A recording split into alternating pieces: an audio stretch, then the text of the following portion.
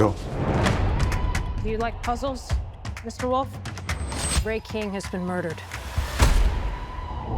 I need your help to finish the job he started. Well, how does this all connect? Most brains see a pattern that's familiar.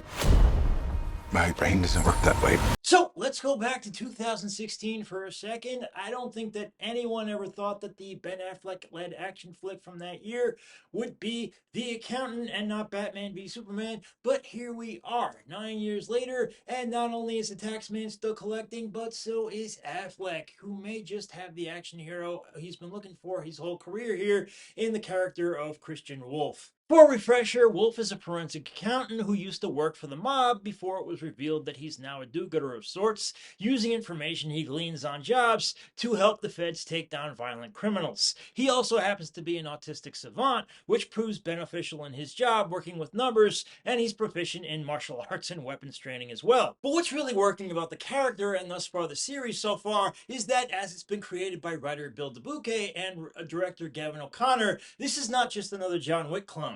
The most enjoyable thing about Wolf is to just watch the way that his mind works, whether he's surveying a bunch of photographs or tax forms looking for hidden clues, or whether he's using his smarts to outsmart everybody else, or using them to manipulate his way into finding the right information, but just illegally. The movie is very violent, but it's not all that, and Christian is also not a man who's prone to it, though there are a few random times where we see that he has no other choice. This humanizes him more than it doesn't, and it makes it all the more serious when, in the last half hour or so, the action is ramped up beautifully with a final gun battle that has a riveting intensity that reminded me of the one in Michael Mann's Heat. And through it all is Affleck, who's giving one of the better performances he's ever given as what can basically be called an emotional android, making Christian his own, giving him little tics, monotonous speech patterns, and a personality so stoic that he seems uncertain even about smiling. But the film is able to mine that personality for laughs, like a great opening speed dating scene,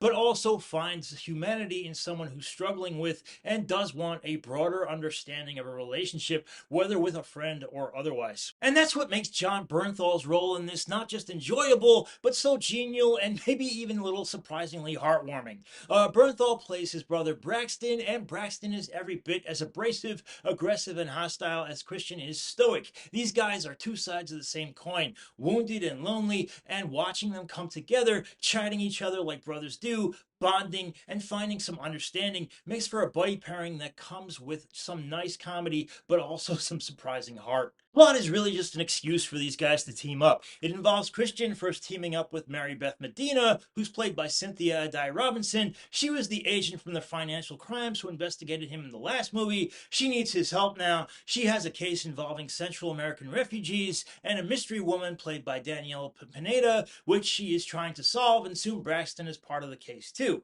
Much like the first movie, the plot is one complicated puzzle piece after another, and at times it's hard to even keep it all straight. Thankfully, it's not nearly as convoluted as the first movie, though. But no matter, the movie is far more interesting as Christian deduces the problems the film lays out for him, whether they be more crime-related or more personal, like a wonderful scene where he uses his observational skills to join in a country line dance at a honky-tonk bar. The scenes of brotherly love and psychological wins may be a bit too loosey-goosey for action fans, but give it time, it will get there. In the meantime, you could do worse than watch Affleck and Bernthal together, and the film as a whole tries to keep its heart and mind in the right place, even introducing us to a whole autistic computer science team at Christian's disposal who help with all sorts of things, including a clever scene where they hack into every appliance in a stranger's home because Christian needs to retrieve a photo. Now, Hollywood likes presenting autistics as either super smart or lovable or genius in their careers, those kinds of ways, and it does get a little wearying how often they make that the norm.